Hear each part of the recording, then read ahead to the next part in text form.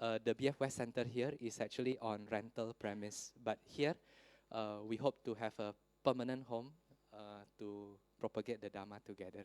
Yeah. Okay, I think that rounds up the announcement, and now I will hand over to Sister Sylvia Bay to lead us in the meditation as well as the Dhamma teaching. Okay.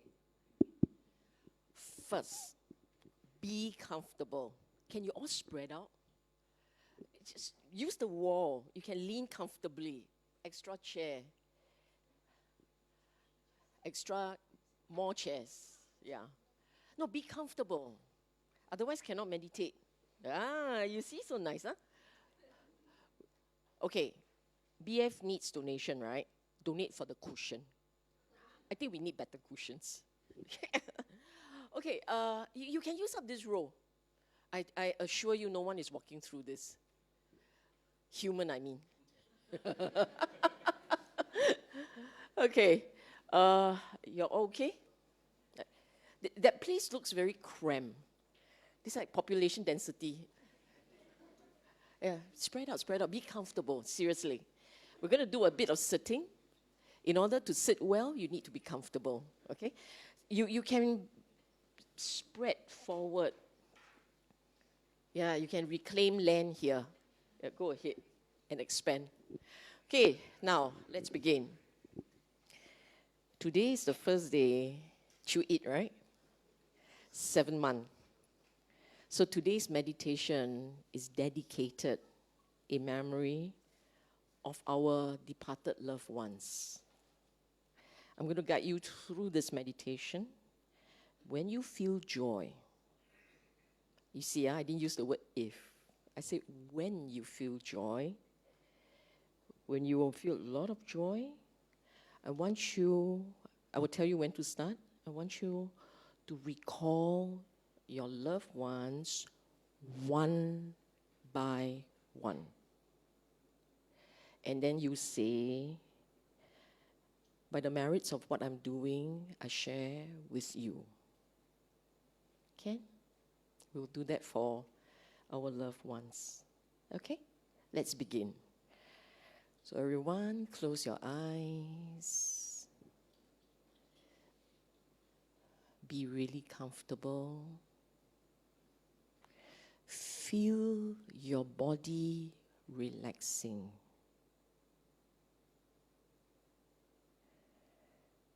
The body must relax. Now slowly take in a deep breath. Deep in. Breathe out gently.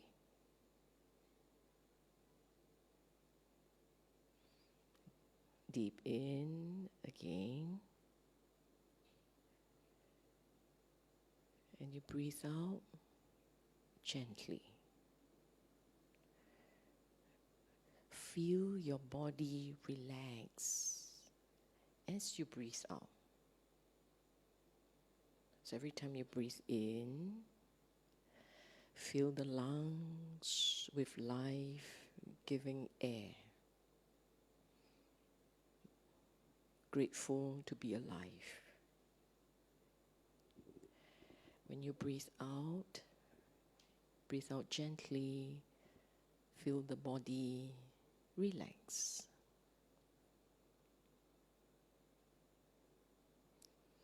Feel the body strong and still.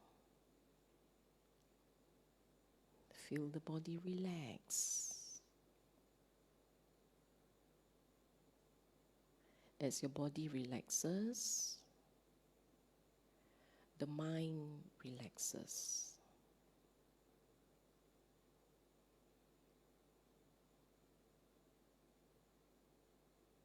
The mind feels comfortable.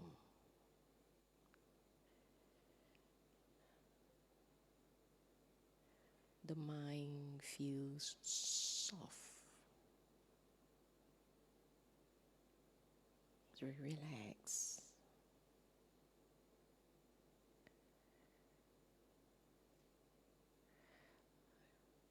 we are all sitting here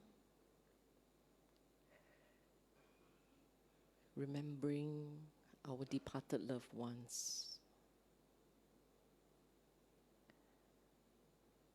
For every minute we sit, we build the joy in the mind, we build merits in the mind.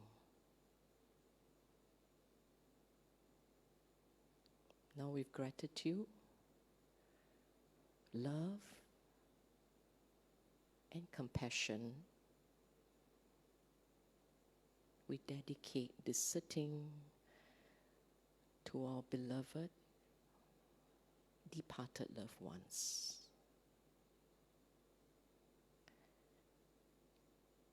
So you call up one name, and then you say, may you have a good arising. May you be well and happy.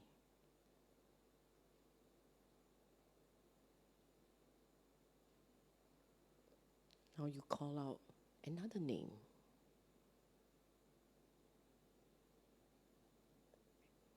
And in your mind, you say, may you have a good arising. May you be well and happy.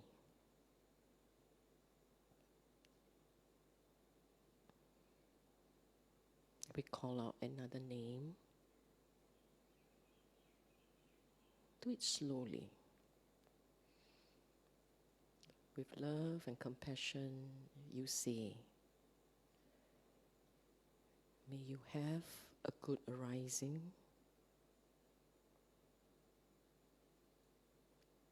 And may you be well and happy.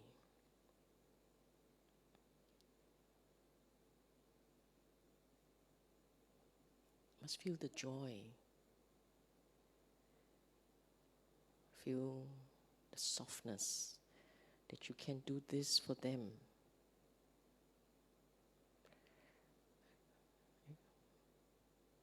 Now you can call out a few more names.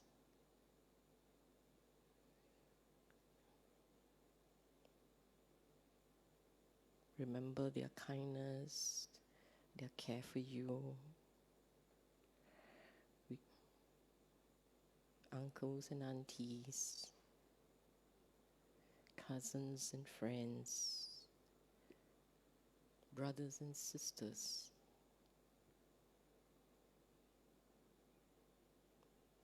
Feel the love, compassion, gratitude that you have for them.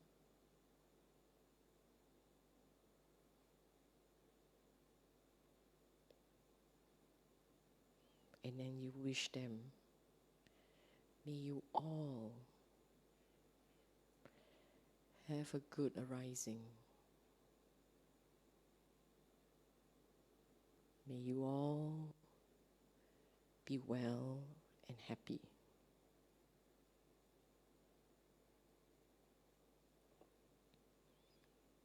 And finally, to all sentient beings, in all dimensions, in all directions. May you all be well and happy. May the cause and conditions lead you back to the Dhamma.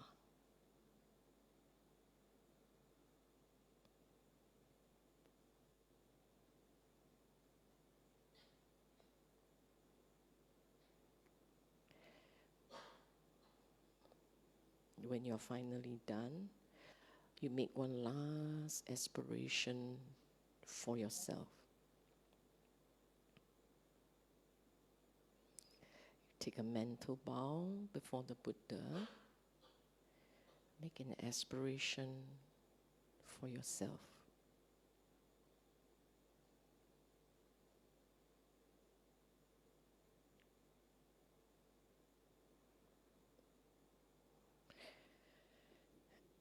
then you deepen your breathing.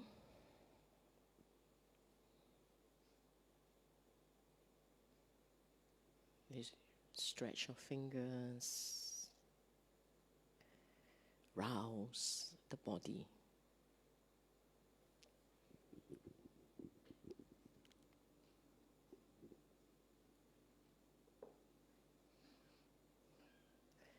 Then when you're ready, you can open your eyes.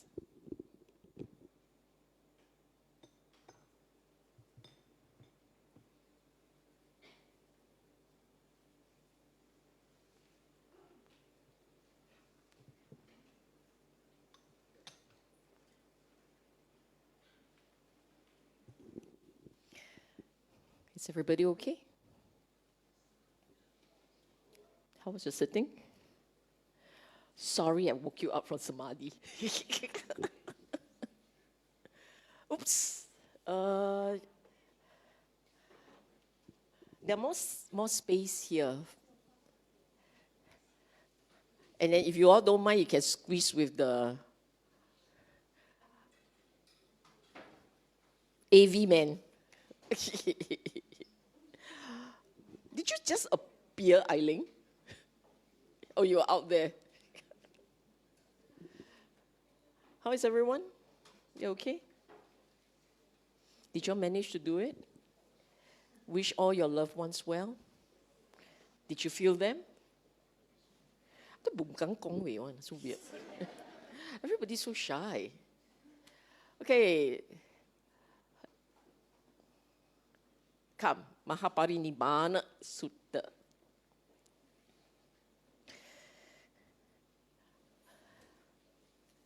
Just doing a bit of recapping. Okay? Just doing a bit of recapping. I mentioned earlier we will be covering this in 6 talks. And these are the dates, just so that you can mark it on your calendar and keep an appointment with us.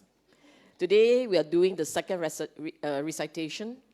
And the second recitation has many beautiful scenes. Touching and beautiful. Okay, now we do a quick recap. For those of you who didn't review the slides or the videos, and I assume that's most of you, so now I'm recounting some of the things. We mentioned the last time round, this is the longest sutta in the Pali Canon. And the last section, the first recitation started with war is coming. King Ajatasattu of Magadha Kingdom wanting to take on his neighbor, the Vajjans. And today, Buddha is going to visit the Vajjans. That's the same group that Ajatasattu was going to decimate. He sent his minister to check with the Buddha what are the odds of his victory. Actually, that was the intent of it. Go and talk to the Buddha, find out from him, because Buddha always tell the truth. Then you hear carefully, come and tell me. So basically, that was his instruction. Buddha tried to explain that the Vajjans cannot be defeated as long as they observe 7 conditions of welfare. So basically, those 7 conditions help to keep unity. And I said that for the rest of us, be mindful of what was taught. We should apply it in our own world. Okay, anyhow, the minister decided, oh, that's easy. We'll split them. So they went off to strategize how to split the Vajjans instead of remembering that the Buddha said as long as they are united, they cannot be defeated. Anyhow, Buddha decided he's not sticking around. This place is going to go out in flames. He would teach the monks as much as he could, remind them of what are the conditions necessary for their own practice and their own and the long-term survival of the Sangha, and then he left. He left Rajagaha. Okay, for those of you who are not familiar with ancient Indian history, there were 4 major kingdoms near the Buddha period. I mean, around his area, the 4 of them. Magadha Kingdom, Kosala Kingdom are the 2 big ones. And this is where the Buddha was friends with the royal family in these 2 places. Okay, anyhow, he left. And then the last topic, the first recitation ended with Buddha arriving at river Ganga, Ganges, and he was going to cross it, okay? So that's the last installment. Today, so this one is like a Korean drama, recap, right? But unfortunately for you, you cannot do a skip intro, you cannot skip intro. Today, we are going to cover these grounds, okay? Talk on the Noble Truths, deaths in Natika, deaths in Natika, mirror of the teaching. I know, right? Ambapali, the courtesan. So just pay attention to the themes in this sutta. And I look, you've got so many things to cover. Why pick these themes? So it's something for you to just bear in mind as you read, okay? As you go through this. And finally ends with commencing the reigns at Belua, a small little village. Can you all see? Okay, you cannot see, right? Wow, so nice. Let me do a laser pointer. Rajagaha, right? Nalanda, Ambalatika, Patigama. These were the 4 places we covered the last month. Today we are doing this lot. Okay, this lot. I put right in the middle, this lot. You can see, right? Okay. And we're going to start with Kotigama. Gamma means village. So we're going to start with Kotigama. Natika is where all the deaths happened. Vaishali, and this was where, Belua was where he spent the last rain retreat. Okay? Okay, let's move on. Talk on the Noble Truths. You will notice that wherever the Buddha traveled on his last journey, he will always cover the Noble Truths. In particular, he will cover the path, the practice, his emphasis. Now, you all, in our generation, we are very fortunate because we can all learn the Noble Truths. In the time of the Buddha, he did not always teach that to the lay people. His teaching for the lay people is always on morality. Do good, do right. Focus on ethics. But when he was teaching the monks, he will always cover the entire path. So therefore, for those of you who are serious about the practice, you have to know the path by heart. The mental states of the path, you've got to know it by heart. By heart means what? Means you sneeze and you still remember the path. It becomes second nature. The world for you must be the path, the mental states of the path. Okay? So here he came to the village of Koti. Now, when they are in italic, it means this was from the Sutta. The translator, the translation by Ajahn Sujato, okay? So italic means from the Sutta. If it's in red, it means my addition, my words, okay? So in the Sutta, it was said that the Buddha arrived in the village of Kotigama. And there he stayed, and he was speaking to the monks, he addressed them. Due to not understanding and not penetrating the 4 Noble Truths. These are 2 parts. Understanding is just one part. Understanding is conceptual. At the start point, I understand. But understanding in itself doesn't mean you have really internalized that teaching. Internalized to the point that it now forms your perception baseline. Sanya, perception baseline. If you vaguely understand, which we all do, right? I mean, look, who here doesn't understand 4 Noble Truths? Understand. But hasn't penetrated. In fact, for many of us, the penetration doesn't come until much, much, much later. It doesn't change your perception baseline. You see the world through the regular lens, not the Dhamma lens. If you see through the Dhamma lens, the Four Noble Truths is your baseline. You understand, huh? So here the Buddha said, because people do not understand, they have not penetrated the Four Noble Truths, you continue to wander. Okay, I don't like the word transmigrate, reborn, for a very long time. And what are the four? The Noble Truths of suffering, the origin of suffering, the cessation of suffering, the practice that leads to the cessation of suffering. Look at how he said it. The Noble Truths of suffering, origin, cessation, and the path have been understood and comprehended. So it's deep, penetrated, it's deep. Okay? I repeat, so if you want to understand the Noble Truth, this is not a lesson on the Noble Truths. For that one, DFC. This is not a lesson on that. This is what the Buddha taught. Noble Truth of dukkha, suffering, how it comes up. Origin.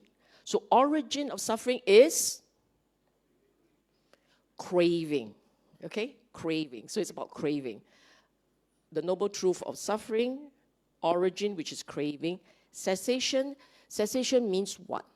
What do you drop? What ceases? Craving ceases.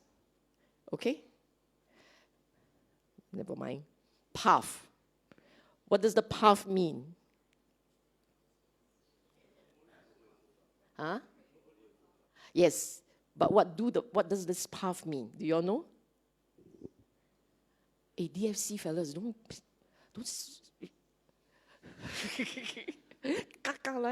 go for it. What is the path? The path essentially means the mental states that come out naturally for you. Those mental states, there is the one that the world holds, then there is the one that the practitioner holds. Okay? That practitioner, the mental states of the practitioner changes, must change. So this path is the method to shift how the mind typically works. Shift it. Create new mental states. Okay? Path. Path means you walk. You walk, you do, you experience differently. That's the path. Remember this. The Dhamma is not just about understanding. It's really about rewiring the brain. So path is essentially rewiring your brain. If you rewire it with understanding and successfully, you would have created in you the momentum to understand the Dhamma.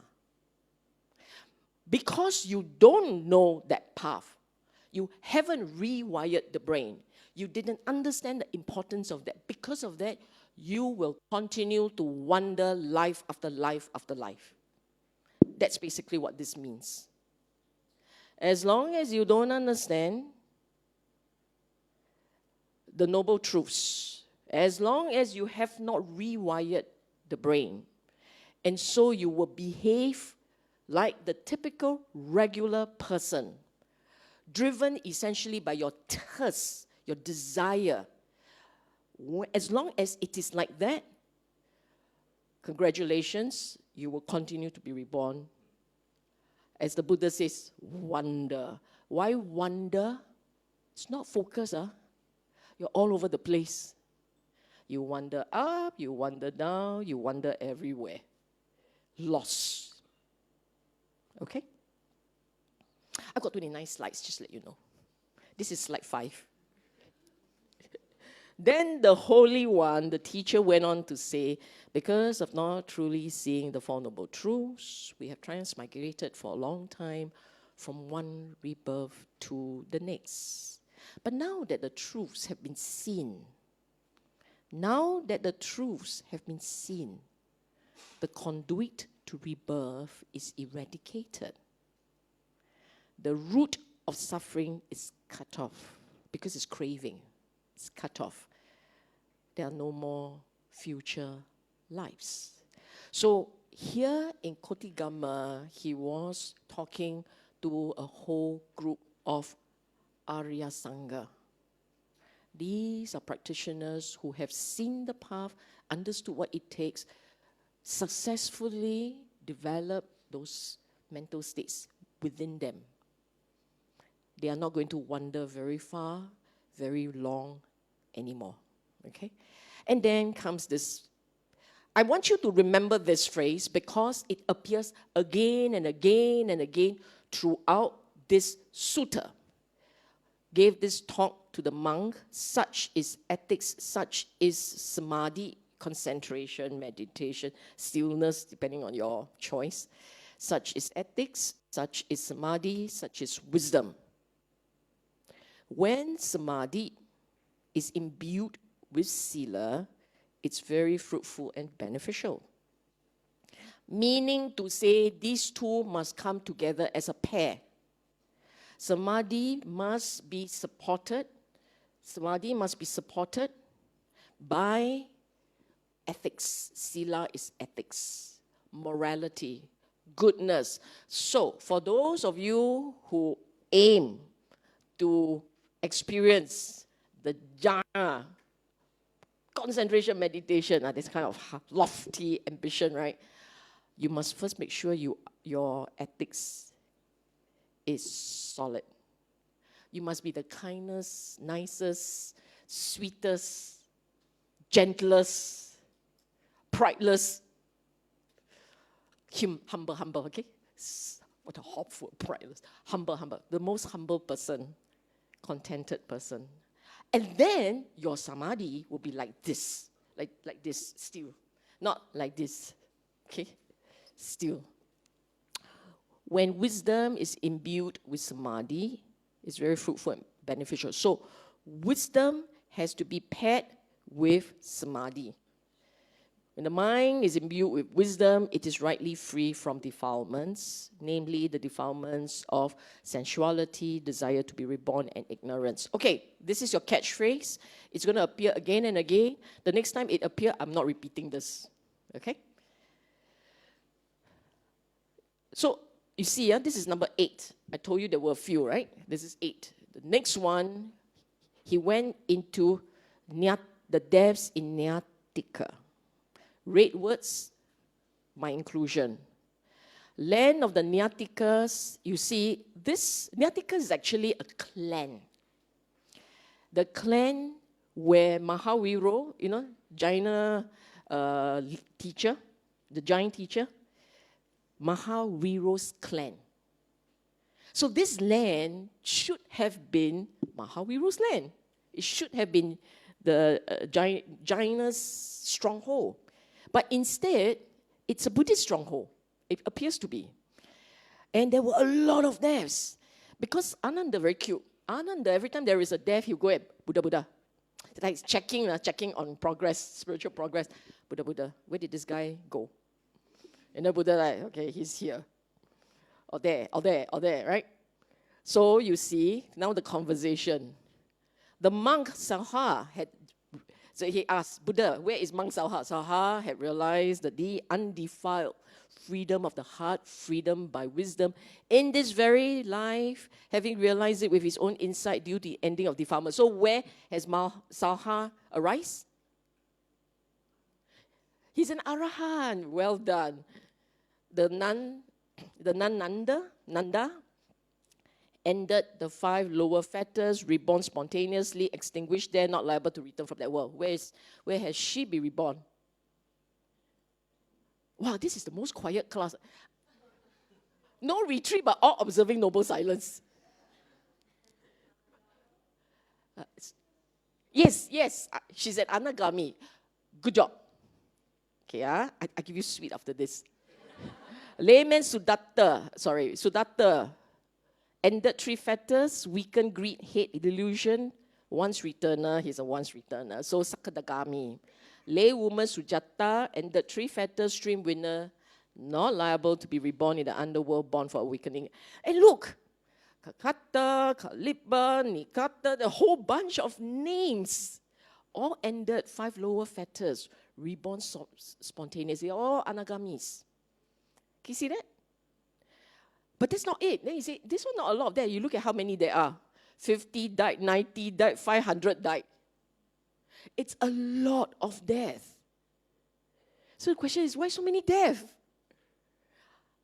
Buddha entered this place, Natika, and there are all these deaths. So the commentary said that because a plague swept through this region, we don't know, I mean it's a commentary thing, but we know that in the time of the Buddha, this is not uncommon. I mean, Vaishali had it, remember? That was the source of Ratana Sutta. So in the Buddha's time, actually, life, the mortality, what do you call that? Lifespan, expectancy was low. People die at relatively young age. From illnesses, from natural disasters, very common. Okay, very common. Okay, next. So we are making good headway. Teaching of the mirror of the teaching. So because Ananda kept asking the Buddha, at some point I'm going to teach you this, you're going to see for yourself. Eventually, okay, you look at the way he said it. Buddha said, it's no wonder that a human being should pass away, but if you should come and ask me about it each and every time someone passes away, that would be a bother for me. It's like, like, stop it. I give you the mirror of the Dhamma, of the teaching, the mirror of the Dhamma. You go see for yourself, okay? It's no wonder, it's just an English word, but basically it means it's common. People die, okay? People die. And every time people die, you come ask me, I'm very jialat, you know? Okay, this is a Singlish version of what the Buddha said. So I will teach you the explanation of the Dhamma called the mirror of the teaching. And a noble disciple who has this may declare, so if you perceive that you have these 4 qualities that the Buddha lay on the table, okay? He said you may say that you are finished with rebirth in hell, the animal realm, the ghost realm. Mind you, we all learned that in our 31 plane of existence, there are 4 lower realms, right? But if you go into the canon, again and again, you find only 3. In the canon doesn't mention a 4th lower realm, only 3.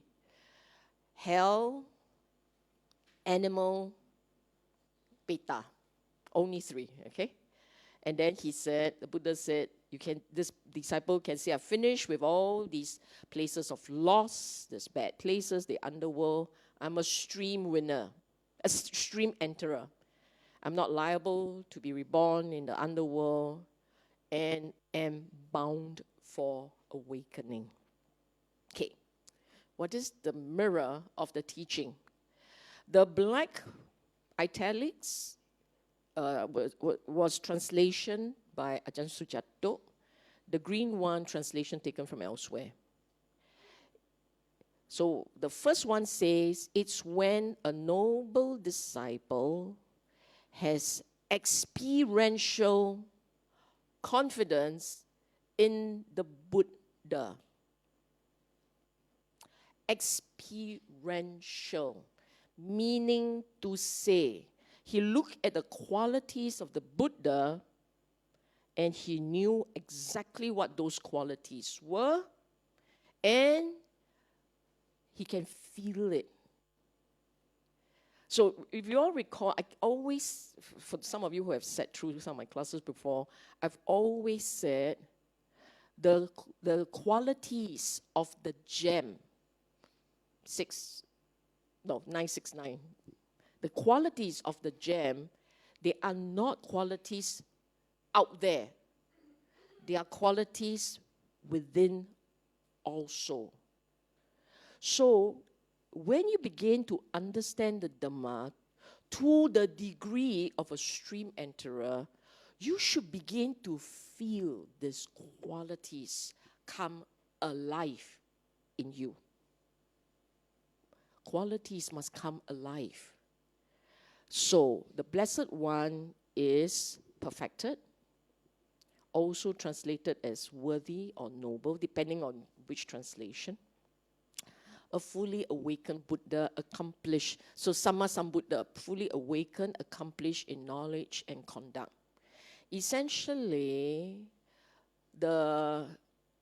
as you grow in the Dhamma, your understanding should deepen to a very significant degree of the Dhamma. And it must translate into how you behave. That's why it's said, accomplished in knowledge and conduct. Your sila sits on understanding and wisdom. The sila, the morality. It is not just pure 5 precepts. And especially if half the time you're wondering whether the 5 precepts, is this breaking it? Are we looking for a loophole type? You're not a stream enterer, just let you know. If you're always looking for loopholes, trying to figure out, does it mean this, does it mean that? Maybe it's like this, okay, maybe like that. This kind, I assure you, don't worry, you're not a stream enterer yet. Okay? Stream enterers, they will know what it is. They will know. You know exactly what it entails. So, accomplish knowledge and conduct. It's not just outside, it's also within. Within, it's an inside driver. Not what people say, but what they know and they feel and they understand. Okay? And then it goes on. Holy or well gone, sugato, well-traveled, well-journeyed, well-practiced, knower of the world. I put a bracket there because Ajahn Sujato translated as singular world, but in some cases it's translated as plural worlds. It doesn't matter. The world. Okay? The world. Look, it means to say you understand your mind. Because the world arises in your mind. Okay? Supreme guide for those who wish to be trained. Basically what it means is we are taming our defilements. The Buddha knows exactly how to help you achieve that. When you begin to understand the Dhamma, you will also know how to tame your own mind. Okay? Teacher of gods and men, awakened and blessed. I don't want to go into too much detail. I think that's good enough. Come for DFC for the rest. Experiential confidence in the teaching. Basically, your faith, your saddha, is not sitting on ideas, cognitive view. Your saddha, your faith, your confidence, your conviction, your trust sits on, it's experiential. So it has emotion in it. You will feel for the Dhamma, feel for the Buddha, feel for the Dhamma, feel for the Sangha. Feel it. There is joy. When you recall the Buddha, there is joy. When you recall the Dhamma, the Sangha, there is joy. In some cases, people like, ooh, that kind of joy. Okay, tears of joy. Okay, okay, maybe cry with a bit more dignity lah. Like this. Instead of where, it must be like a bit more dignity. But the point is, it's an emotional thing. Okay? Saddha is not just cognitive. Let me ask you this. Are there people in your life whom you respect and trust? Better say yes. Otherwise, I'll have compassion for you. You have, right? When you think of them, how do you feel? Good. The rest of you don't feel anything. You trust the person or not? No, you think about it, right? I want you to seriously think of someone you love and trust. And therefore you have faith in this person's judgment. When you think of this person, is there an emotion attached? There has to be. Otherwise, your faith is shaky, okay? So, when you have experiential confidence in the Buddha, it's not the words, Swakato Bhagavata Dhammo Sanniti, not like that, You actually feel it. You rejoice in the faith. That is how, for some people, when they have faith in the Buddha Dhamma Sangha and they sit, they think, they recall the Buddha, the joy arises, the mind goes straight. That's how it works. Okay? It's not just sitting down there. Namo tassa bhagavato arahato. Then and ready. Then my teacher said can work. How come this one doesn't work? Your feeling not there. Okay? No experiential confidence. So okay, this one, experiential confidence in the Dhamma. Dhamma is well explained. If you really begin to understand, every time you read the Dhamma, you will go, beautiful, so beautifully explained, because you feel what is taught. Apparent here and now. I didn't quite like the word in the present life. It's here and now. At the point when anicca, impermanence, appear to you, impermanence now. Impermanent not in this life, here, now, okay? The word immediately effective, akaliko, is actually timeless, beyond time. So at the moment when a Dhamma concept, when you understand it, you connect, when your mind has that connection, at that point, time fades away. You are in the stillness of the now. That's what it means. It's inviting. It's okay. Encouraging. It's okay. This is 𝐻𝐸𝑃𝑎𝑠𝑖𝑘𝑜. So for those of you who think 𝐻𝐸𝑃𝑎𝑠𝑖𝑘𝑜 means you telling your family member, 𝐻𝐸𝑃𝑎𝑠𝑖𝑘𝑜. Salah. It's you yourself, 𝐻𝐸𝑃𝑎𝑠𝑖𝑘𝑜. The more you see, the more you want to see. The more you experience the Dhamma, the more you want to experience the Dhamma. The Dhamma is very inviting. You begin to understand there is a part in you that will be drawn to the Dhamma. Okay? So this is 𝐻𝐸𝑃𝑎𝑠𝑖𝑘𝑜. Leading inwards. It leads you inwards into the mind and towards Nibbana, to be experienced individually by the wise for himself. So the moment at that point your wisdom faculty matures, you will understand. Bits and bits. The understanding comes in what I call micro insights. Bits and bits. Okay? So this is the second one. The mirror of the Dhamma. First one, experiential confidence in Buddha. The next one, experiential confidence in the Dhamma. Can you all guess the third one? Oh, you're all right. Experiential confidence in the Sangha. And this is what it means. Sangha, apart from Sangha being the disciples, the monastics taking on the robe, it also means that it has to be about the practice. It's about the practice. Practicing well, practicing straight. Uju is straight, honest. Practicing to transcend suffering and practicing correctly as laid down by the Buddha. These are my translations, taken from elsewhere. And it consists of 4 pairs, 8 individuals. Don't worry too much about this 4 pairs in 8 individual. These are the Sangha worthy of offering. Hospitality, donation, etc., etc. Okay? So, what it means here is, as you begin to understand the Dhamma, you begin to realize that the practice has to be in a certain way.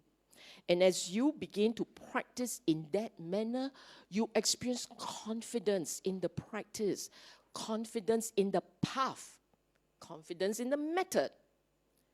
Okay? Got it? Now can you guess the 4th one? That's when, okay, never mind.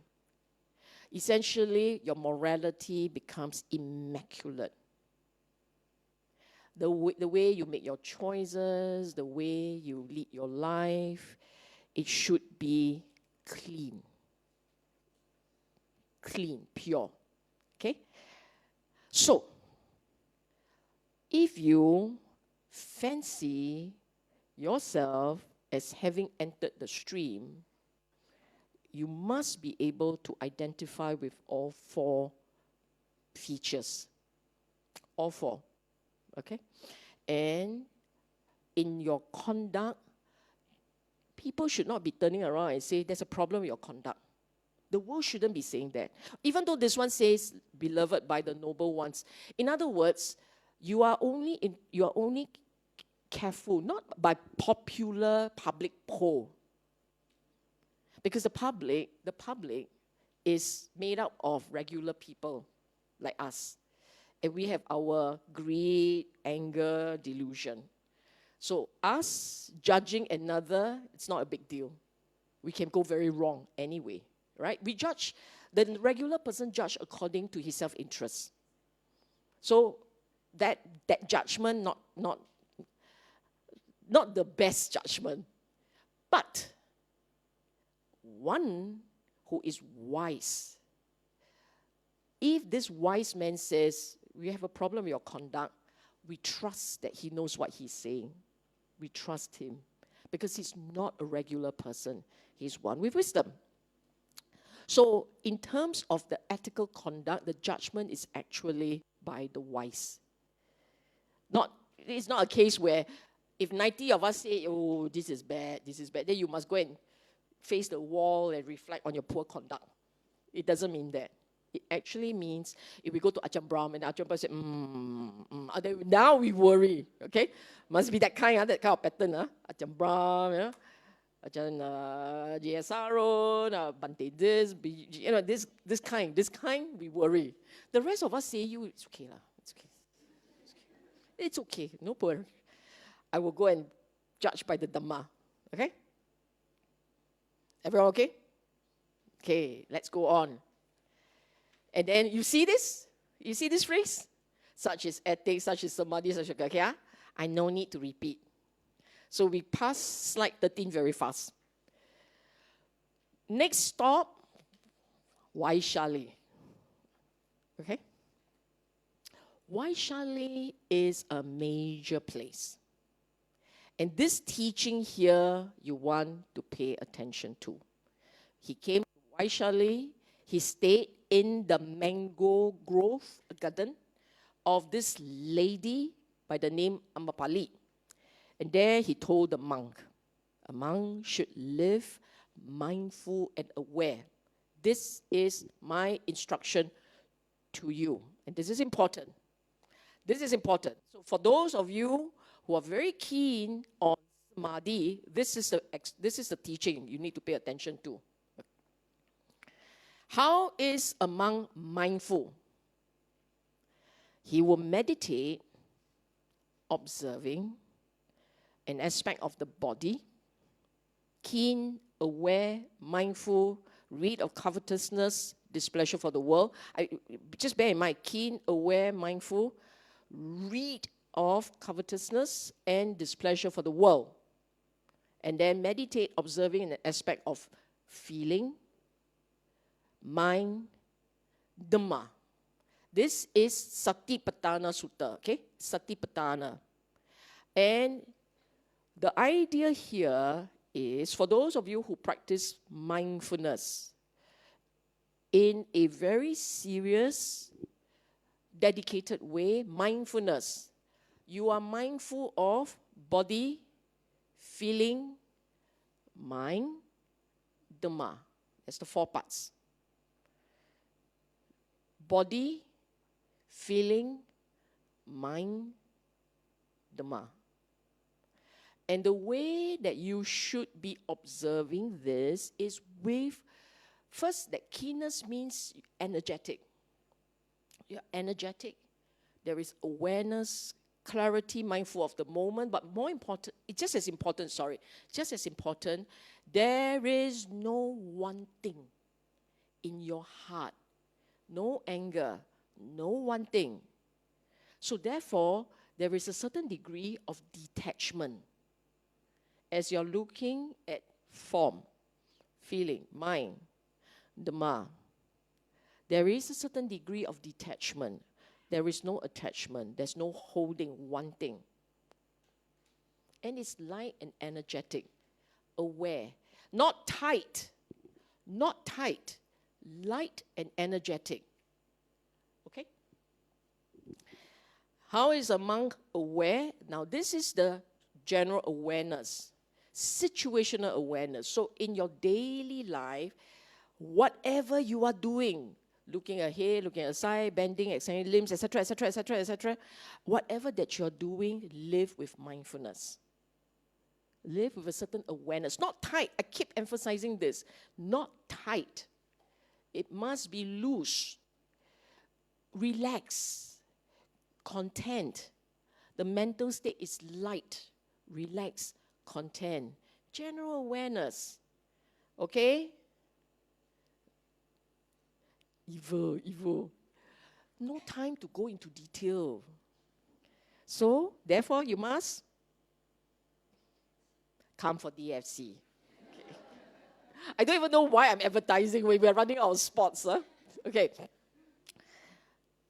Then comes this section. It's called Ambapali, the courtesan. Okay.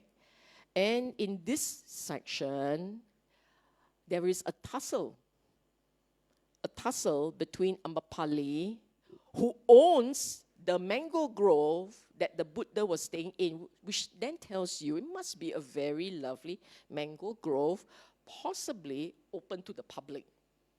And it is likely that there will be other people, other practitioners all staying there. Lightly, okay? And so understand there are two sets of protagonists here. Ambapali, satu orang woman, one lady. Courtesans, they are very well respected. And in ancient India, these are the few women who are educated. Okay? This lady has status. It is not what you imagine a courtesan to be. It's not the 店小二 type of not that version, okay? This one is an educated woman, and people pay them a lot of money for their company. And we are counting in gold pieces. Okay? I'm serious. They're counting in gold pieces. So only the very rich, the very powerful, the very rich, the very powerful can afford, and she will give you the time of the day. And then you have to pay a lot. That's why she can own property. Okay, this auntie is property magnate, okay? She's not the fly-by-night type one. No. See, no night, only day, okay? And she took on the ruling class of 𝐈𝐍𝐒. That's why it's significant, okay? She took on the ruling class of the 𝐈𝐍𝐒, of the Wajans, the ruling class. And the youths were trying to bully her. And then they said, okay, we give you 100,000 for the lunch honor. And she said, you give me the provinces, so I don't want. So basically, that was what she did, okay? Then they're very naughty, the Lichavis, the Wajans. This bunch of youths decided that they will go to the Buddha and ask him to come. And then he said, oh, but he already promised her, sorry. And so I want you to just, because you see, there's so many things to focus on. Why focus on a quarrel? It's just like the first recitation. There's so many things to focus on. Why focus on a war that's coming? So there has to be something interesting, a story, something that they remember. The Sanghas, something they remembered, and they want to carry on for posterity. Okay? Just bear that in mind. Okay, this is the sutta. This is a section. So she heard Buddha had arrived, staying in her garden. She had her finest carriages harnessed, mounted it, and chong for the park. Okay? Look, this park is owned by her. Who would be the first to know that the Buddha has arrived? Sheila. The gardener will say, ma'am, Buddha's here. Okay, WhatsApp text, ma'am, the Buddha's here. And then she was like, oh, let's get my Mercedes-Benz, get them all ready, hop into it, went. Then it says here, went by carriage as far as the terrain allowed, descended and approached Buddha on foot. So it must be that the garden is actually quite wild, okay? And then she will, with her long G and everything, can climb over here and there, walk to the Buddha, sat down, and the Buddha educated, encouraged, fired up, inspired her with the Dhamma talk. So this is a component, these are the components of a good talk. Then when she was done, 先锋啊，藏先锋. What does it mean? It's managed to issue her invitation. May the Buddha with the Sangha please accept tomorrow's meal from me. One meal. Buddha consented with silence. She left. When she left, okay, look at this. Now Istana heard that she's here. I mean, he's here, the Buddha's here. They also chiong, okay? Hop into their carriages and dress out in all their loveliest color, and they're very colorful. By the way, as far as I know, most of history, in all parts of the world, the men dress up very colorfully. Not this kind of blue lah, grey lah, white, black lah, okay? Men, just you guys know, in most of history, in most parts of the world, the men dressed up very colorfully. It's their way of showing off. I don't know how we all became like that. Okay? And I wanted to bring this to your attention because they are all dressed up very colorfully. The women are the one who are not so colorful, but the men are very colorful, okay? You go and see the painting of Henry VIII or the Chinese emperor. I mean, bright yellow like a sun walking around, you know? Okay? And all those court officials are all red, bright, red. Not black, except for 𝐁𝐚𝐲'𝐬. Okay, but anyhow, Ambapali almost collided, kaboom, okay? And then they scolded her. Where are you going? What? You're going? Hello? Okay, and that was basically like that. Why are you hurrying? She said, because I've invited Buddha for a meal, so she's rushing off. Look, she has 24 hours exactly to prepare a meal for hundreds of monks. I would also rush. Your Dana 1 month already prepared the whole morning. This guy is 500, you know. I mean, hundreds of it. So they asked her. She said, I've invited him for dinner, lunch. And then they say, we'll give you the money, 100,000. She went, you give me all your provinces, so I don't want. I'm holding on to my meal, okay? So look at what they say. We'll be beaten by the auntie. We'll be beaten by the auntie, they said. So therefore, these fellas are all young men. And Ambapali is not a young woman, okay? I mean, basically, that's how you guess. She's not a spring chicken. And all these young, rowdy fellas, they were really upset. Not only beaten by woman, beaten by auntie, okay? So to them, it's like the ultimate insult. So off they went, chonga to the Buddha, and the Buddha said this. If you've never seen Tawa Timsa, look at this Lichavis. So what it tells you by this phrase is Tawa Timsa must be very colorful. Okay? That's how you know that the gods, the Tawa Timsa gods, they must be very colorful. And then same thing, they got down, they went to him, and then they were very happy with his talk, and then they asked him, hey, Buddha, can you come for a meal with us? And he said, no, already accepted hers.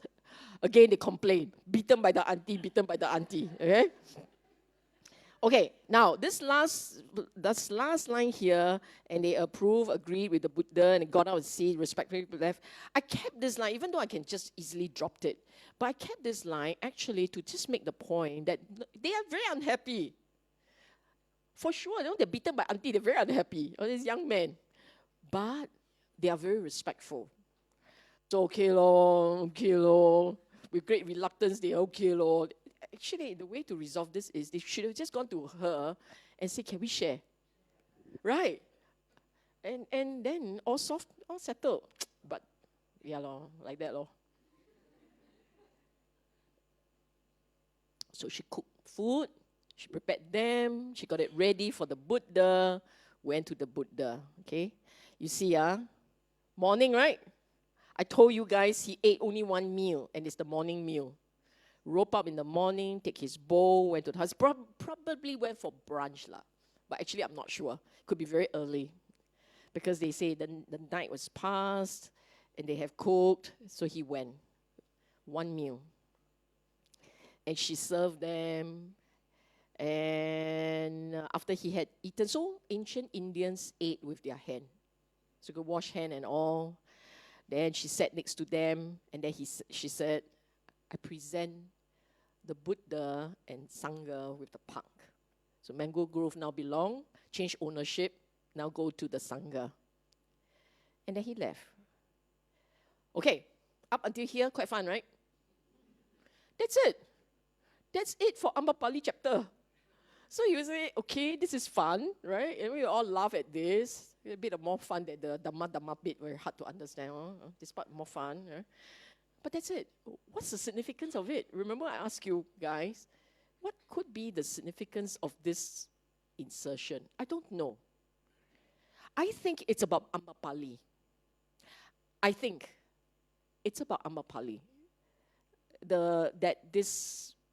She must have been quite a prominent personality, a who's who, the Tetler community of Vaishali, of ancient Vaishali. So she must have been famous and popular and probably influential and powerful, very wealthy. So she must have been quite a personality. And the Sangha remembered her with gratitude and fondness. I believe lah. Otherwise, it's a Buddhist last life story. You insert Ambapali in there, why? Isn't it odd? Okay, it's food for thought. Anyhow, now we arrived at the last one.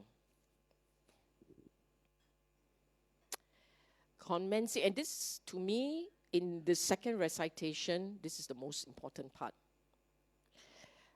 Here was the first time we hear that the Buddha fell very sick, so sick. Ananda was afraid he will die. So it must have been really bad. This is the first time this happens. And okay, so this chapter, this section started with the line in black. It started like this. The one in red, I added in, okay? And it started like this. The Buddha addressed the Sangha and he said, you enter this vasa with whomever your friends or acquaintances that you have around Vaishali.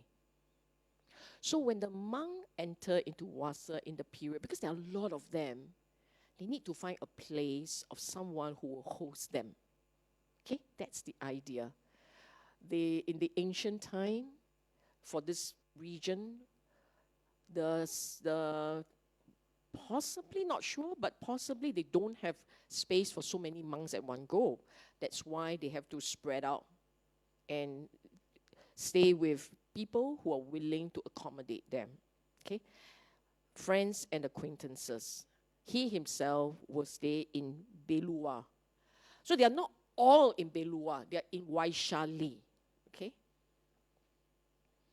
As if you guys are like, I know this place, I've been there, it's Ang Mo Kio next door. Velua, it's a small village.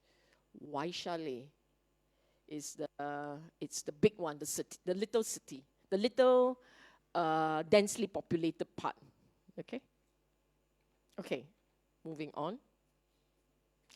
And there he fell sick, struck by dreadful pains, close to death. But he endured unbothered with mindfulness and situational awareness. Remember what he said earlier? Mindfulness and be aware. So he basically walked the talk. Then it occurred to the Buddha, it would not be appropriate for me to become fully extinguished before informing my supporters and taking leave of the Sangha. Why don't I suppress this illness, stabilize the life force, and live on? So that's what he did. And then the illness faded away. So the practitioners who have hit the pinnacle of the practice, it's mind over body. This is mind over body. Okay? It can be done once, twice, cannot indefinite. So at the end, when he let it go, it's over. For now, he says, just hold on to the life force, stabilize the body, and he could do it mind over body. The other point that is worth noting is the Buddha giving a chance to others.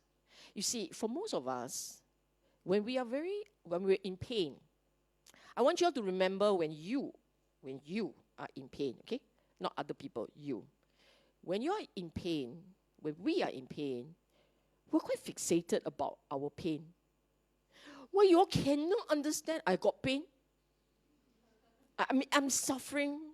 I'm in so much pain. Why you all cannot understand? Then you get angry with your loved ones, that significant other that you swore to lay your life down for, that one. And now you're scolding him or her because he or she could not understand your pain. But the Buddha, in so much pain, said, not right for me to just move on, to just go like that. So he spared a thought for the people around him. Not right, not appropriate, not right. To not tell my supporters and properly take leave of the Sangha. So at this point, he's still thinking about others.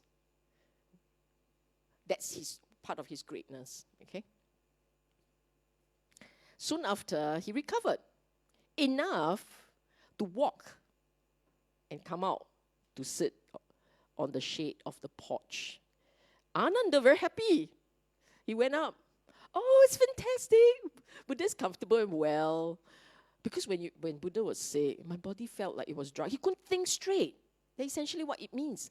He became disoriented. He lost his teaching. He lost the Dhamma. His mind couldn't focus. And then he said, but I think the Buddha will stay on. He will say something about the Sangha. So they were all worried. What's to happen to the Sangha? If you are familiar with Buddhist history, the Dhamma, you will know that just a few months before that, Mahāparinibbāna passed on. As soon as he died, as soon as that happened, his community split. The Jains split. And split so badly that it became a hot topic. It's like the gossip page hot topic. So much so that I think it was Ananda who went to tell the Buddha, oh, hey, Buddha, I tell you, Mahāparinibbāna died. Then his disciples all split, all fought with each other. Buddha said, they fought over Vinaya. The disciples of Mahāparinibbāna, they fought over Vinaya. Buddha said, fighting over the Vinaya is one thing. Fighting over the Dhamma, it's the bad one. Because it means the teaching is split. So Buddha was mindful, protect the Dhamma. You understand? You can see what happened in another school. You will say, protect the Dhamma. That was his intent. Okay? And here you have Ananda saying to the Buddha, I was so worried, but I comforted myself by saying, I don't think you will extinguish, blow out, before you tell us what to do with the Sangha. It's essentially telling us what to do with the Sangha. Okay? That's his meaning. And the Buddha's reply, what does the Sangha expect from me? I've taught the Dhamma, because you must read this sentence very carefully. I've taught the Dhamma without making any distinction between secret and public teaching. In other words, he taught totally no discrimination. He has taught everything with regards to Nibbana. He left nothing out. He didn't preserve something special for elite group. Okay, there is no elitism in the Dhamma. The realized one doesn't have the closed fist of a teacher when it comes to the teaching. So teachers, when they teach, must teach everything. But The Chinese have this saying, right? You only teach how many percent? 90 is it? You're sure or not? Your percentage will get it wrong, huh? So the Chinese have a saying that you keep a certain percentage for yourself so that the tuti, right, the disciple cannot overtake you, right? At the rate they are going, by the 10th generation, there's only 10%, what, 0% left, nothing is left of the original. Whereas the Buddha taught everything. The Buddha kept nothing back, okay? He's unique. And came this line, if there is anyone who thinks I shall lead the Sangha, or the Sangha is meant for me. These guys were the ones who would say, this is what you should do about the Sangha. But the realized one doesn't think like this. So why would he be talking about how do you guys manage the Sangha after it's over? Do you understand what this phrase? Only when you own, when you feel you own something, only when that happens, you will say, this is what I want you all to do with my wealth, my property, my children, my parents. It's only when you own, you perceive that as a part of you, that you will want to say, what do you do with it after I'm gone? Whereas the Buddha say, I don't see the Sangha that way. I don't own it. This is not my Sangha. So why would I be talking about how I want you all to manage the Sangha after I'm gone? It is something to bear in mind. This is the reason why. So for some of you who thought that it's rather odd, Buddha never designate a successor, never designate a leader. It's some of those complaints about Buddha didn't quite complete the game properly, right? He doesn't see he owns it. He set up this Sangha, he set up a community so that practitioners can come together to practice the Dhamma in safety with a support system for them to complete the journey, to finish their practice and realize Nibbana. You understand this, huh? I repeat, the Buddha set up the community of Sangha for practitioners to be able to practice with support and in safety. Ancient India is not modern Singapore, where when the night comes, it is dangerous because you could be eaten by tiger, you can be like photographed for tiger, yeah? You can be stricken by scorpions and snakes and so on and so forth. It's a wild life, okay? And therefore, providing the space for people to come together, learn together, practice together with comfort, with support network, it's a Dhamma support network, and in safety was the key intent. It wasn't to own the space. So here the Buddha said, I don't think like that. Why are you asking me to do it like that? And this is a clue, clear clue from himself, his own words, how tough his health was. I'm old, elderly, senior, advanced in years, reached the final stage of life. 80 years old. That's how we know he was 80 when he passed on. Okay, 80 years old. Decrepit old cart kept going by a rope. In the same way, this body is kept going by a rope, meaning you got to bind it, hold it together. He got to hold it together in order to keep functioning. Sometimes he had to go deep into his meditation. This is the signless meditation, deep in. Deep in, stillness enters and remains in the signless immersion of the heart. Only then it becomes more comfortable. So he was in a lot of pain. This is how we know. This is someone who just recovered from a life-threatening illness, and he doesn't talk about it. Now, Ananda go and chochok him. He went, hello, very old already, very tired, falling apart, a lot of pain. What else you want? He said. What else do you want? Then comes final advice. Live as your own island, your own refuge, with no other refuge. Let the Dhamma be your island and your refuge, no other refuge. And how does a monk do this? It's when the monk meditates by observing an aspect of the body. So this is the 4 foundations of mindfulness. Observing an aspects of the body, feeling, mind, and Dhamma, keen, aware, mindful, without covetousness, without displeasure for the world. That's how you are your own island, with no other refuge. That's how the teaching becomes your island and your refuge with no other refuge. Okay? To me, this is one of the most beautiful guidance in the Dhamma.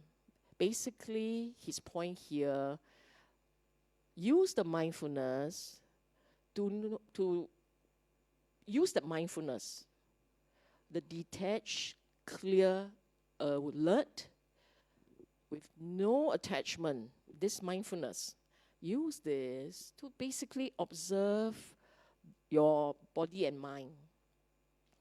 If you can do this well, you find safety, security, stillness within. You see, the word refuge. The word refuge is an extremely important word. Let me ask you, when you feel anxious and you feel helpless or lost, where do you go for refuge? You don't tell me Buddha, Dhamma, Sangha. I can almost guarantee the odds are not Buddha, Dhamma, Sangha. The odds are YouTube, best friend, mentor, your better half, better be a better half. Do you see what I'm saying? When you're feeling lost, confused, dejected, anxious, who do you go for comfort and guidance? The odds are it's someone you know and respect, or worse, social media. Because there are people who like type in their problem and then have a whole list of strangers tell them what to do, which to me is like, you are so weird. That's their refuge. Refuge, Facebook, Mark Zuckerberg. Or Steve Jobs. Your games. I stress. You know what? I go and play game to detox. See that? That becomes your refuge. The games, the drinks, the drugs, people. That's why your refuge. So you know, it's the Dhamma, your refuge is when you are distraught, when you feel lost, and you feel, I'm not sure what to do. Do you automatically then go, I check Majjhima Nikaya, see whether got answer there or not? Is that your default go-to? Meditation, but in the Buddha way, is the Dhamma, refuge in yourself. Okay? The Buddha way. Other ways is not the Buddha way. Okay? And this is how you know whether your refuge, who do you go to for refuge? You can ask yourself. Okay? You can ask yourself. Unfortunately, I didn't put up the thing for you all to play. Where do I go for refuge? But as I said, not likely to be Buddha, Dhamma, Sangha. Why? Why not likely? If you don't know the Buddha's story, you don't know his history, you don't know how he handled things, you don't have a lot of those details, how do you go to Buddha for refuge? Because he cannot answer you now. You cannot go there, Buddha, please tell me, I'm lost. He cannot answer you, right? But if you know his story, his history, you know how he tackled all kinds of issues, in your mind you recall, this is what he did, this is how he taught, this is what he said. Then you went to the Buddha for refuge. Because from his text, you still have access to his wisdom. Only in the Sutta can you find your way back to the Buddha's wisdom. So you want to go to Buddha Dhamma Sangha for refuge, you have to read the suttas, some of it, the easy one. So my recommendation, Dhammapada verse, Anguttara, numbered Nikaya, Samyutta Nikaya. Then you're very happy with these already. We progress into the Chima one, Majjhima Nikaya, middle length saying. Okay, this is the end of the second recitation. Any question? Now we're going fast. Any question? Yes. Yeah, your Grab service must be faster. Thank you for the talk. I want to ask, because I think in the 10th point you mentioned about the experiential confidence. How can we arise that experience? When you totally understand the Dhamma. When you fully understand the Dhamma, you will have experiential confidence. So how do you do that? You have to understand in full the Dhamma. Okay. How do you know that you understood? Well, if you begin to connect the Dhamma dots for yourself on your own. When you read a stanza, these are all the checklists you can try. You will open a page in the Dhamma, any book, any of the suttas, especially the Chim one. You open it and you read the stanza. You read the stanza and it goes, oh, beautiful. I know what it means. It means you understand that stanza. Okay? You understand stanza means you understand that part. You're understanding the Dhamma. If you open the Majjhima, especially, if you open the Majjhima Nikaya, and every time you open, you read through it, go, I try and memorize this. I don't really know what it means, but I'll try and memorize this. Then at that point when you're trying to memorize, it means you don't really understand yet. It hasn't spoken, it hasn't touched your heart, it hasn't spoken to you. Okay? So it's kind of spontaneous. It's spontaneous. It's intuitive. Okay? Okay, thank you. Thank you. Any other question? I add on, Sister Sylvia, maybe can start by joining the FC too. Okay.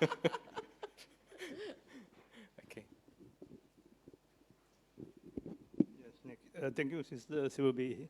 I have two questions, if I may. The first question is that I'm just wondering why the Buddha died as a octogenarian, where he could have easily been a centurion or even higher. If you look at the sages of the old, and even now, people are dying at more than centurion, but he must die at the 80 when he got so many more years that he could teach. So I will answer the question at the end of the 5th recitation.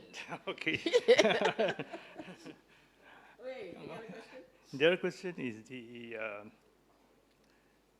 earlier on in the talk you mentioned about samadhi and sila and so on, which implied that jhana is a must for enlightenment. I seems to read and think like that. If the mind doesn't go quiet, the mind can't see the mechanical operations, the processes, how the mind works. It can't see its processes. Without seeing that processes, you will not get to a point where you say, I'm willing to let go of craving. You may say you are willing to let go. Most people will say, oh, I know, I understand, tackle the craving, okay? Just let go of that craving. But most people cannot do it. You cannot let go of that craving. It's just too overwhelming. So the only way you can eventually let go of the craving is when the mind starts to accept certain things about its true nature, okay? I may sound incomplete in my answer because actually there's a lot to say. I repeat again, you have to be convinced that there is no point holding on to existence. Most of us are not convinced yet because we're attached in different ways. To be convinced, you have to be able to see how that mind, the mechanics, how it works. So it keeps going round. You have to see how it works. Then you are convinced. You're convinced you will let go. You're not convinced you won't let go. Then a lot of us say that, but we are convinced. We are convinced that craving is our dukkha. Yes, but you're not convinced that craving should be let go of. Let me give you one example. Just one example. We all enjoy our food. I just concluded a retreat recently. I introduced a Sutta, Putta Mangsa. They all horrified. They were horrified. I got so many reactions to the Putta Mangsa Sutta. Putta is sun. Mangsa is flesh. I said the Buddha taught that in the manner you consume your food, you must think like you're consuming your only son's flesh. And the participants were horrified. Like, how? Okay, you're attached to sun, you're attached to taste. Attachment. So the very first thing we have to do is to learn to be less attached to taste. Now, tonight, I want you to go to your favorite store. I don't know where, just your favorite. You stand there, you stare, and you say, I will not buy. And you all laugh. Just one, I can let go of craving. One, the taste for the night, let it go. It's tough. You're just going to stare and go, I mean, tomorrow that I start, can or not? Okay, lah. Tomorrow that I start. You will do that. Right? So that is just one example of an attachment. Imagine at the end of life, you are going to be separated from your loved ones, from your things, from your memories, from everything you know in this life. Most people cannot do that. Like 99.999% can't do that. So why would anyone willingly surrender, let go of craving? It's when it really, really, they get it. To hold on to life is to condemn ourselves to rounds after rounds of pain. Only when you're convinced. If you're convinced that to hold on to life means continuing the pain. And it's relentless and it will never stop. Only when you're convinced, then you will say, sudahlah. Okay lah. I think I get it. Then that happens. Okay? I don't know why I was going to. Okay. I was asking you about jhana. Yeah. So the mind has to go very still, very quiet to recognize how the mechanics work. And when they're looking at the mechanics, they realize the dukkha, the driver of the dukkha. And then the rest will come into play. Okay? I think we are supposed to celebrate a party, so we cannot keep continuing. Okay, maybe just one more question, if any. One more. Hi, Sister Sylvia. Thank you for the talk. I don't know if you cover this in the next round. In the Mahāparinibbāna Sutta, right, there was once Ananda asked the Buddha about how to deal with women later on. But the Buddha said, don't look at women or don't interact with them or something like that. But that point is also a bit controversial. So I want to know a bit more about that. Thank you. We will cover what is here in this week. Subsequently, we will cover whatever is coming up. Okay? Thank you. But to answer you, I ask you this. If you are practicing, not about what's covered in Mahāparinibbāna, just say this, just remember this. Craving, right? The main thing about the teaching is about craving. And craving comes in all forms, okay? Just know that. Craving comes in all forms. So it's not just the monk not looking at the woman also cannot look at the man, if you are a practitioner, okay? Okay, I will take 1 more minute. There are questions online, is it? Only one. Only one. Is it about this sutta or something else? Yeah, just asking you whether the Vajrayans and the Lichavis are the same type of warriors. Same. Okay, Thank they are you. same. I mean, possibly different tribes, I'm not sure, but they are in the Vajrayana Confederacy. Okay, A very quick one. I didn't know that there's going to be a party bash, so I'm going to cover this very quickly. People have come up to me and asked, how do they keep track of the talks? Because I talk in all kinds of places, conduct all kinds of retreats here, there, everywhere. So my advice to you is just go for this one. It's on the Facebook, 𝐁𝐚𝐲'𝐬, JDI, 𝐁𝐚𝐲'𝐬 Dhamma Institute. So Rex or Ezra, they usually will upload on the different activities coming up. So this is one place where you can go to for details, okay? Now, one last one, spare me 1 minute. I'm going to explain very quickly this. This is for all our good, especially since today is 𝐁𝐚𝐲'𝐬. Okay, this is great. Again, this year, the DFC group asked, we're going to support the Hospice Care Association bunch. So this particular organization looks after patients who are dying, and they stay on at home. They are the largest group, but not very well known. So when they are trying to raise funds, it's very hard. So a bunch of us came together. This was what we did last year. But this year, our team is called 𝐁𝐴, because this is where the Buddhists spent the most number of vasas. So we call ourselves 𝐁𝐴. And just to make things easy for you, QR code. You QR code this, it will straight away go into the team. We hope you will support our effort to raise funds. Okay? So yeah, QR code, click. Okay, finally, very quickly, 对不起, I must keep going. A reminder to everyone that our life, this life is very precious. The Dhamma is very precious. We must do the best we can for this life, for the Dhamma. Okay? And we want to keep continuing on this Dhamma path. One final slide. And this one, I ask all of you to share merits. Madam 𝐁𝐚𝐲'𝐬 has passed on, 2nd August. Family has requested that we share merits with her. Can I ask all of you to just close your eyes just for a quick one?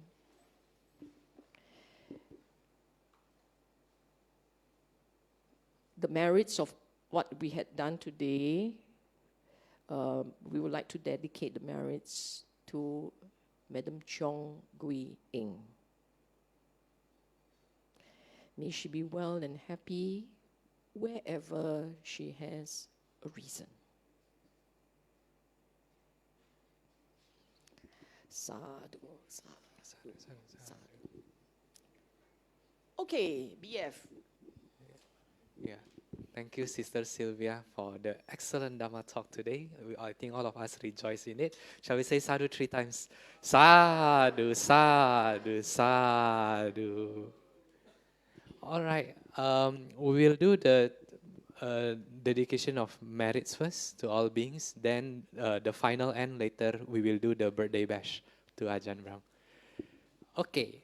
Let's get ourselves in Anjali position.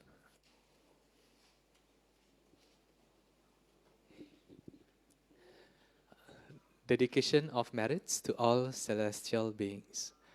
Akasata ca bhumata dewa naga mahidika punyang tang anumoditva cirang rakantu loka sasanang. Akasata ca bhumata Dewa naga mahidika punyang tang anumoditva cirang rakantu dhamma desanang. Akasata ca bhumata dewa naga mahidika punyang tang anumoditva cirang rakantu mang parang. Now let us invite all sentient beings to participate in our required merits today.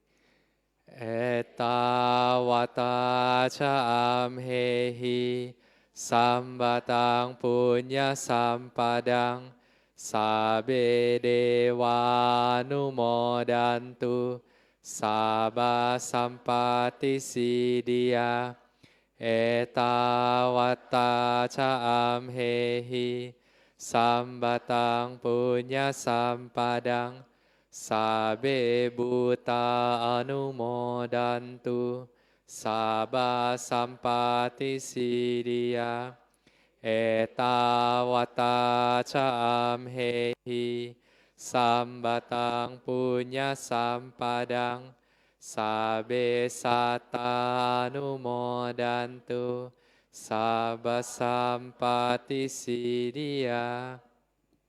We will now call upon our departed relatives to also rejoice in today's merits.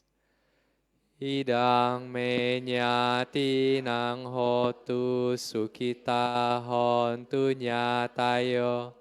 Idang me nyati nang hotu sukita hontu nyatayo. Idang me nyati nang hotu sukita hontu nyatayo. And our service dedication, let us recite together. I dedicate the merits which I have accumulated to the cultivation of my mind in order to bring happiness and benefits to all sentient beings. I dedicate the merits to my parents, children, spouse, relatives, friends, colleagues, and my adversaries, wishing them long life, good health, happiness, and prosperity. May we never part from the Triple Gem, and may we always walk the path towards enlightenment. We will do the closing homage to the Triple Gem. Arahang Sama Sambuddho Bhagava Buddhang Bhagavantang Abhivademi.